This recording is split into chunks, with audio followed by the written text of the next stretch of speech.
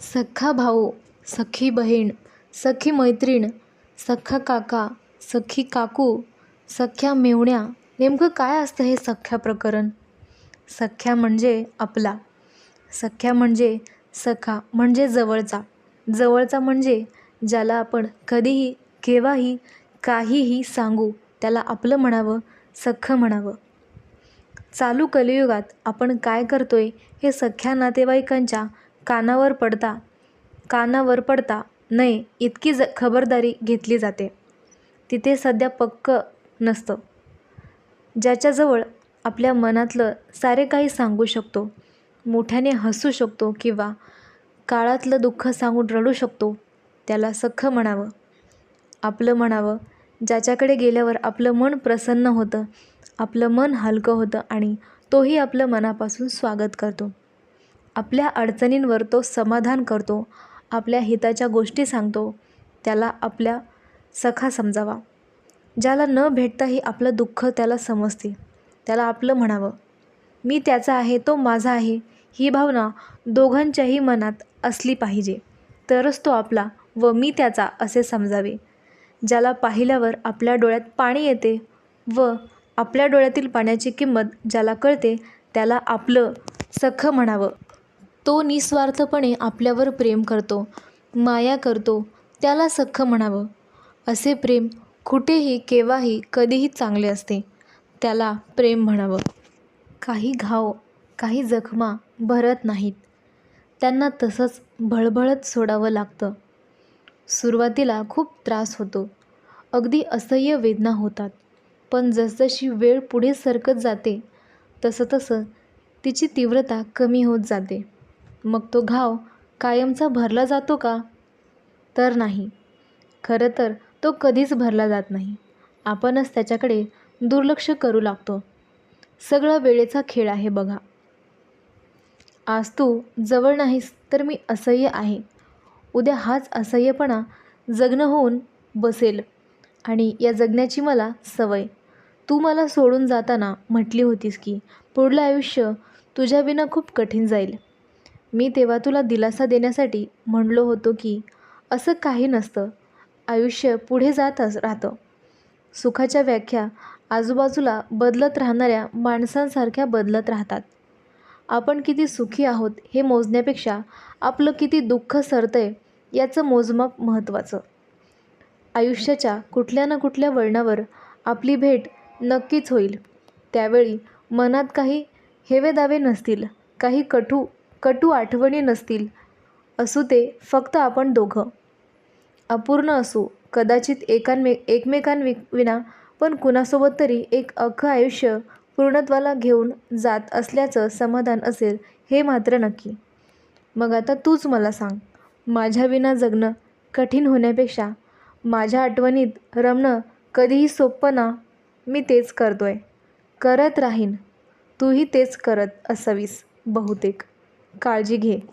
समुद्रावर उभी असताना लाटेने पायाखालील वाळू जशी निसटत जावी तसा तो माझ्या आयुष्यातून निसटत जात होता. थांबायचं होतं त्याला, माझ्यात मिठीत घट्ट पकडून तिथेच अडकून ठेवायचं होतं कायमचं. पण वाळूसारखाच तोही जात होता, सोबत मला खेचत होता नैराश्याच्या खोल समुद्रात. कशीबशी त्याला दूर सारून पुन्हा मी किनारा गाठीनही, पण तिथे तो नसेल, त्याच्या प्रेमाची लाट नसेल, असेल ती फक्त पोकळी. आमच्या प्रेमाच्या ओहोटीने उपसल्या गेलेल्या त्या पायाखालच्या वाळूत निर्माण झालेली पोकळी. आताशा पुन्हा भरतीची वाट पाहायची. कुणास ठाऊक त्या येणाऱ्या असंख्य लाटांमध्ये त्याचीही एक येईल आणि पुन्हा ती पोकळी भरून निघेल. पुन्हा मी बाहेर येईन त्या किनाऱ्यावरून त्याच्यासोबत आणि सांगेल त्याला की माझाच आहेस तू. याआधी जमलं नाही रे सांगायला. हे होण्यासाठी भरतीच्या किती लाटा झेलाव्या लागतील त्याचा हिशोब ठेवेन मी, आणि तू नसलेली अशी एक ओहोटी वजा करत जाईन. तू जाताना शून्य करून गेलास आणि तू येईपर्यंतही शून्य असेन मी. भरती ओहोटीचा खेळ असा जीवघेणा असतो बघ. सहसा कुणालाही एका वेळेस प्रेम होत नाही. समोरील व्यक्तीच्या मनात तुमच्याबद्दल तसल्या काहीच भावना नसतील आणि तुम्ही त्याच व्यक्तीला लाईक करत असाल तर तुमच्या एकतर्फी प्रेमाची पायरी तिथूनच सुरू होते. आपण जेव्हा प्रेमाच्या बंधात असतो तेव्हा दोन्हीकडून काळजी, समस्यांचे हल, आपुलकी, प्रेमभाव, एकमेकांना समजून घेणे, प्रत्येक वळणावर आधार म्हणून सोबत असणे, सुखदुःख वाटून घेण्याचे साहस असणे गरजेचे असते. जेव्हा आपण आपल्या जोडीदाराकडून काही अपेक्षा करीत असतो परंतु समोरील व्यक्ती तुमच्या भावनांचा विचारसुद्धा न करता तुमच्या अपेक्षांकडे दुर्लक्ष करीत असेल आणि तुम्ही कितीही प्रेमाने गोड बोलत असताल आणि ती व्यक्ती तुमच्या बोलण्याकडे लक्ष न देता सारखं ओके, हां अशी उत्तर देत असेल तर तुमचं प्रेम हा फक्त आणि फक्त एकतर्फी आहे असं समजून जावे. कारण बोलताना कधीकधी त्या व्यक्तीला गचबसल्यासारखे, जणू तुम्ही त्याच्यावर भार आहात असली जाणीव तो आपल्या बोलण्यातून व्यक्त करून देत असतो. आपलं त्या व्यक्तीवर जीवापाड प्रेम असल्याने आपल्या समोरील व्यक्तीच्या मनात आपल्याबद्दल काय भावना आहेत हे दिसून येत नाही. कारण तुमचं जीव त्या व्यक्तीच्या जीवात अडकलेला असतो. तुम्ही तुमच्या नात्याला घट्ट बांधून ठेवण्यासाठी कितीही प्रयत्न कराल तरी ते सफल होईलच असे नाही. कारण नात्यात दोघेही सहमत असणे आवश्यक आहे. ह्या नात्यात कुणालाही जबरदस्ती करता येत नाही आणि जबरदस्तीचं नातं टिकतसुद्धा नाही.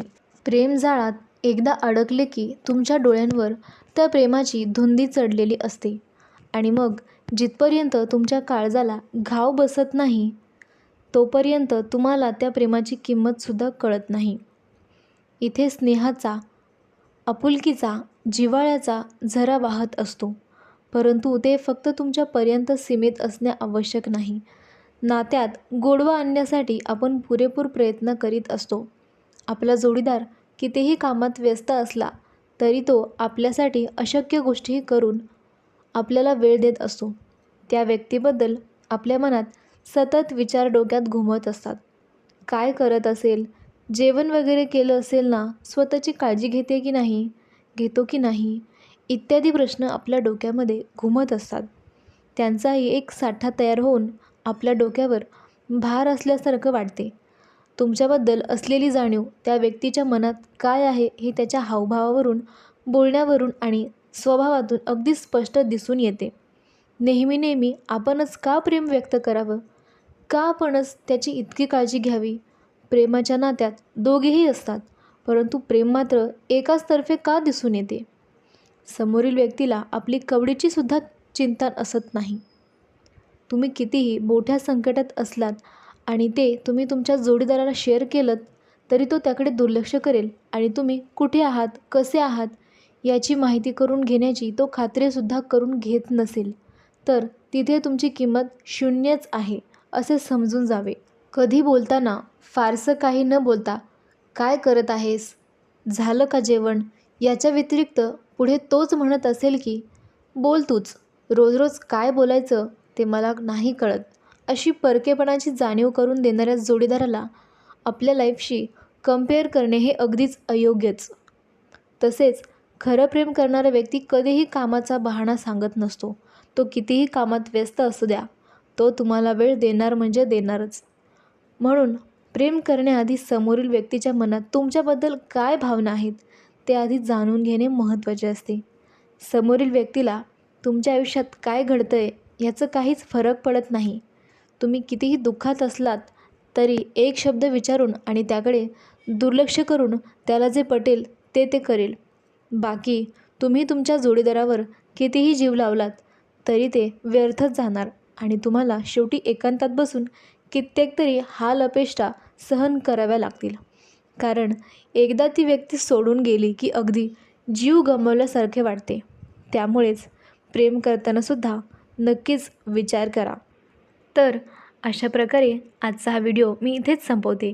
व्हिडिओ आवडला असेल तर व्हिडिओला लाईक आणि चॅनलवर नवीन असाल तर चॅनलला सबस्क्राईब करायला विसरू नका. भेटूयात अशाच एका छान व्हिडिओमध्ये. तोपर्यंत bye bye and take care.